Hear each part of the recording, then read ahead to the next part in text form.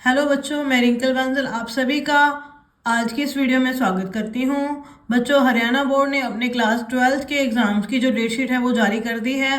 हमारा जो अकाउंटेंसी का एग्ज़ाम है वो 4 मार्च 2024 को है। बच्चों, आज की इस वीडियो में हम करेंगे पार्ट 1 और पार्ट 2 के MCQs, जो सैम्पल पेपर जो हमारे एग्ज़ाम में आएंगे।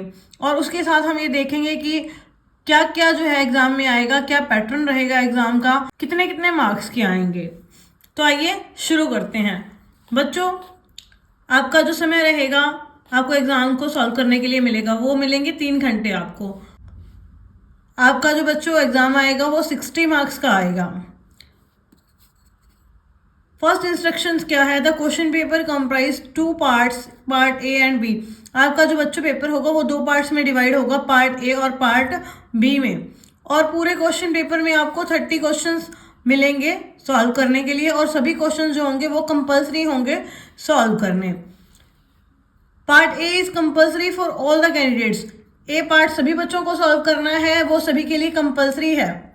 लेकिन जो पार्ट बी होगा वहां पर आपके पास 2 ऑप्शंस होंगे, एनालिसिस ऑफ फाइनेंशियल स्टेटमेंट्स और सेकंड कंप्यूटराइज अकाउंटिंग। जिन बच्चों ने एनालिसिस ऑफ फाइनेंशियल स्टेटमेंट्स रखा है वो ये पार्ट सॉल्व करेंगे, और जिन बच्चों ने कंप्यूटराइज अकाउंटिंग रखी है वो ये पार्ट सॉल्व करेंगे, पार्ट 2। ठीक है, आपको दोनों ये सॉल्व नहीं करने, दोनों में से एक जो है ऑप्शन वो सेलेक्ट करना है, उसी को सॉल्व करना है। नेक्स्ट है question number 1 to 10 and 23 and 27 are very short answer type questions carrying 1 marks each. जो पहले 10 क्वेश्चन होंगे वो भी 1-1 नंबर के होंगे, और 23 से लेके 27 तक वो भी सारे क्वेश्चन होंगे बच्चों वो 1-1 नंबर के होंगे। वो ऑब्जेक्टिव मार्क्स क्वेश्चन होंगे, कुछ उनमें से ट्रू फॉल्स होंगे, फिलिंग द ब्लैंक्स होंगे, और कुछ असर्टन रीजन वाले क्वेश्चन होंगे। क्वेश्चन नंबर जो 11 to 15 और 28 ये 2-2 नंबर के होंगे बच्चों। उसके बाद 16 से लेकर 20 तक, और क्वेश्चन नंबर 29 ये 3-3 नंबर के होंगे हमारे पास। उसके बाद क्वेश्चन नंबर 21, 22 एंड 30 ये सभी क्वेश्चन जो होंगे बच्चों 5 नंबर के होंगे। आपको कोई भी जो चॉइस है वो नहीं दी जाएगी, लेकिन आपके पास क्या होगा, इंटरनल चॉइस होगी। 2 क्वेश्चन में 2-2 नंबर वाले क्वेश्चंस, 3-3 नंबर वाले क्वेश्चन में, और 5 नंबर वाले क्वेश्चंस में। तो आइए बच्चों शुरू करते हैं पार्ट ए, उसके ऑब्जेक्टिव टाइप क्वेश्चंस। पहला क्वेश्चन है हमारे पास बच्चों, any changes in the relationship of existing partners which result in an end of the existing agreement and एनफोर्सेस making new agreement is called. बच्चों यहाँ पर वो कह रहे हैं कि जो एग्जिस्टिंग पार्टनर्स है, अगर उनके रिलेशनशिप में चेंज आता है, चेंज आने से जो पुराना एग्रीमेंट है, एग्जिस्टिंग एग्रीमेंट है, वो खत्म हो जाता है और नया एग्रीमेंट बन जाता है, वो क्या कहलाता है? फर्स्ट है revolution of partnership, B realisation of partnership, C reconstitution of partnership, and D none of these. तो बच्चों वो क्या कहलाता है? Reconstitution of the partnership, partnership का पुनर्गठन। इसका राइट आंसर आएगा बच्चों option C, reconstitution of the partnership.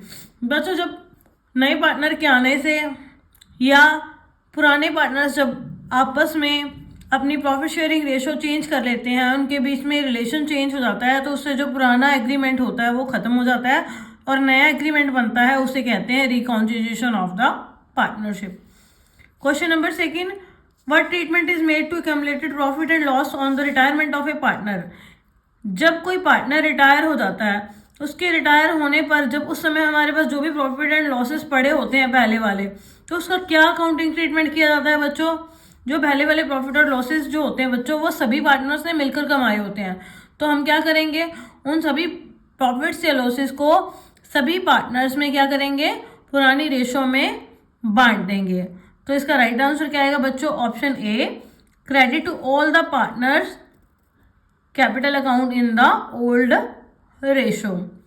अगर बच्चों प्रॉफिट्स हैं तो वो उनके अकाउंट में क्रेडिट होंगे सभी पार्टनर्स में, उनकी ओल्ड रेशो में। अगर लॉसेस हैं तो वो क्या होंगे, डेबिट होंगे उनकी ओल्ड रेशो में। नेक्स्ट क्वेश्चन है, reserve capital is part of. Reserve capital बच्चों किसका पार्ट होता है?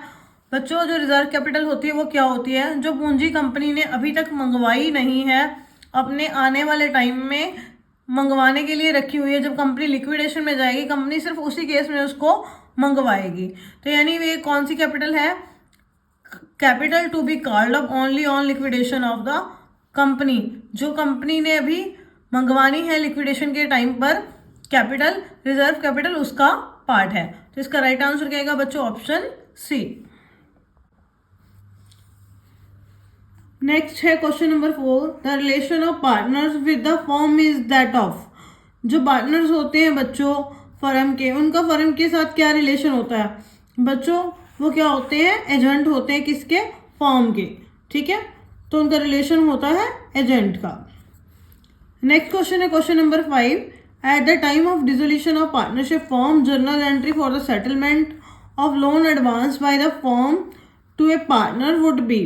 कहते हैं जब फर्म का डिसोल्यूशन हो रहा है, पार्टनरशिप फर्म का डिसोल्यूशन हो रहा है, उस समय पर अगर किसी पार्टनर को फर्म के द्वारा लोन दिया गया है, यहाँ देखो बच्चों, यहाँ लिखा गया loan advance by the firm to a partner. Firm ने लोन दिया है पार्टनर को, तो उसकी सेटलमेंट कैसे की जाएगी? तो बच्चों फर्म ने दिया है लोन, तो फर्म क्या करेगी? उससे पैसे ले लेगी, क्योंकि फर्म ने लोन दिया है तो फर्म को वापस मिलेंगे पैसे। तो फर्म के पास पैसे आएंगे तो क्या होगा? बैंक अकाउंट क्या होगा? डेबिट होगा, और जो लोन होगा पार्टनर का वो क्या होगा? क्रेडिट होगा। तो जर्नल एंट्री क्या बनेगी उस time? Bank account debit to loan to a partner account. तो इसका राइट आंसर क्या आएगा? Option A. नेक्स्ट है question number 6, give one circumstances in which sacrifice ratio may be applied. हमने यहाँ पर बताना है, एक रीजन देना है, एक सर्कमस्टेंसेस देनी है जहाँ पर सैक्रिफाइस रेशियो की हमें जरूरत पड़ती है। तो इसका राइट आंसर क्या आएगा? Eight the time of change in profit sharing ratio of existing partner. जब पार्टनर्स अपनी प्रॉफिट शेयरिंग रेशियो चेंज करते हैं तो बच्चों हमें उस समय क्या है? सैक्रिफाइस रेशियो की जरूरत पड़ती है।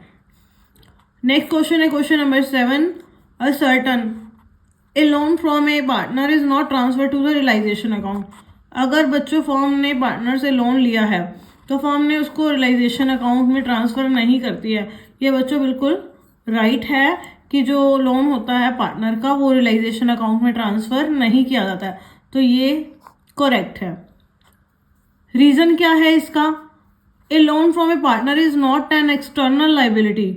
जो लोन है पार्टनर का वो एक्सटर्नल लाइबिलिटी नहीं होती है, but is discharge before the payment of. देखो बच्चों ये एक्सटर्नल लाइबिलिटी नहीं है, लेकिन फिर भी इसको उनकी जो कैपिटल की पेमेंट है वो करने से पहले पे किया जाता है।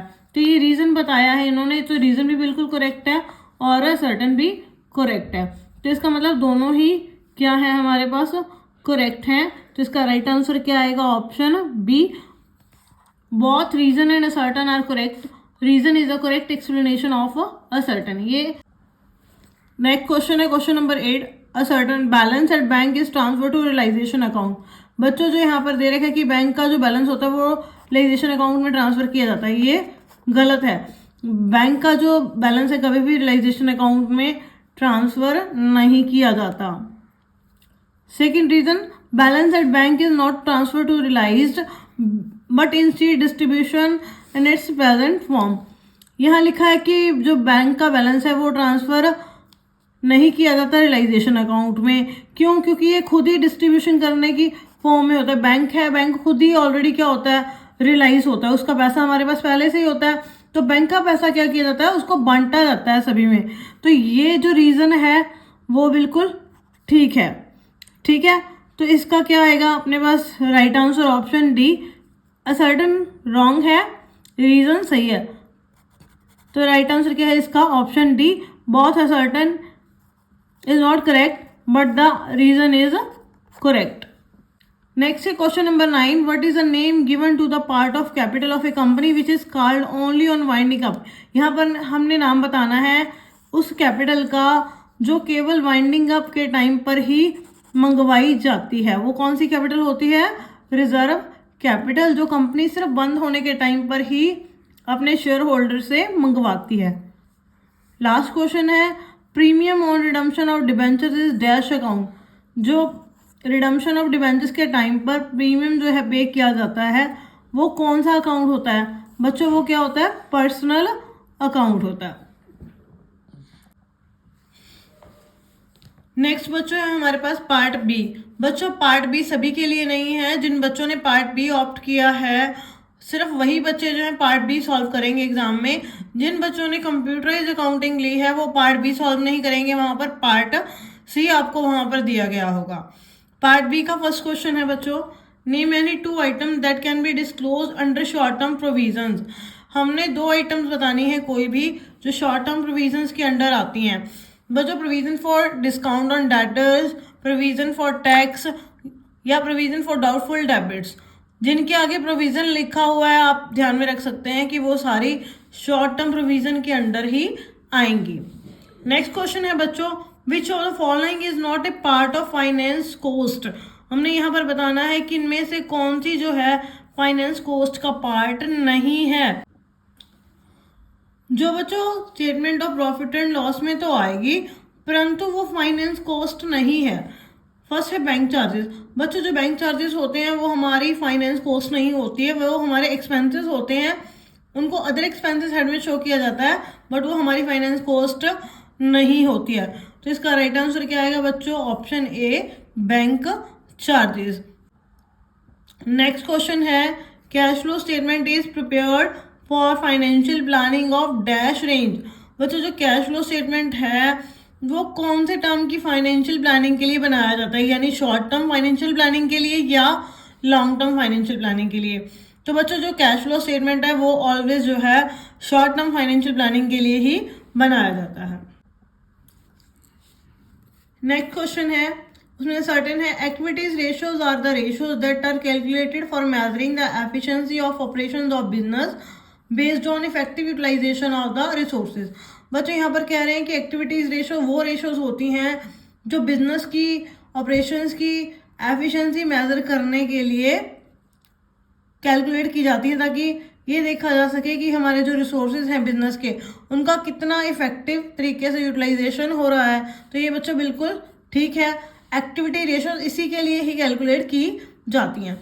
रीजन देखो बच्चों क्या दे रखा है, current ratio and quick ratios are liquidity ratios. Current ratio और क्विक रेशियो दोनों ही लिक्विडिटी रेशियोज होती हैं, ये भी बिल्कुल ठीक है। लेकिन करंट रेशियो लिक्विडिटी रेशियोज हैं बट ये एक्टिविटी रेशियो तो नहीं है। असर्टन में एक्टिविटीज रेशियो के बारे में दिया गया है लेकिन रीजन में लिक्विडिटी रेशियो की बात हो रही है।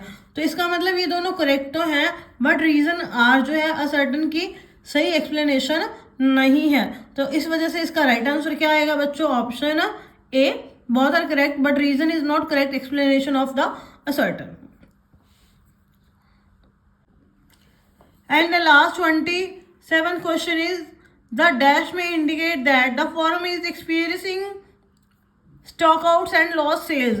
बच्चों यहाँ पर हमने बताना है कि कौन सी इन ऑप्शन में से जो हमें ये बताती है कि जो हमारा स्टॉक है वो आउट हो गया है या हमारी जो सेल है वो कम हो गई है, वो हमें किससे पता लगता है? तो बच्चों यहाँ पर है average payment period, option A, B inventory turnover ratio, C average collection period, D quick ratio.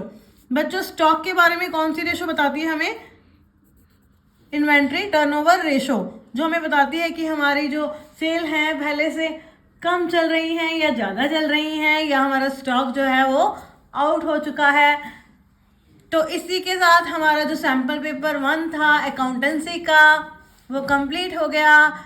इसी तरह हमारे साथ बने रहिए, हमारी वीडियोस देखते रहिए, हमारे चैनल को सब्सक्राइब कीजिए और लाइक कीजिए। हम आने वाले टाइम में आपके लिए नई नई वीडियोस लेकर हाजिर होते रहेंगे। Thank you.